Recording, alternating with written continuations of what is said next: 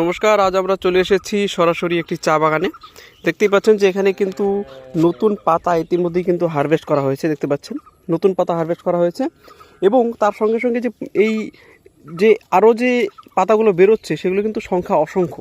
দেখতে পাচ্ছেন এই দেখুন সম্পূর্ণ জায়গা থেকে কিন্তু নতুন পাতা কিন্তু সরাসরি চলে আসছে।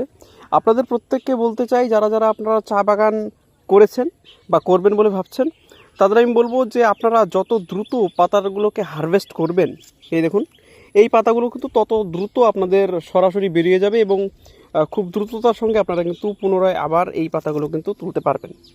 তাই অবশ্যই আপনারা কী করবেন, একটু দ্রুত হারভেস্ট করার চেষ্টা করবেন, তাহলে কিন্তু আপনারা আশা করছি যে অধিক পরিমাণে এই চা বাগান থেকে আয় করতে পারবেন।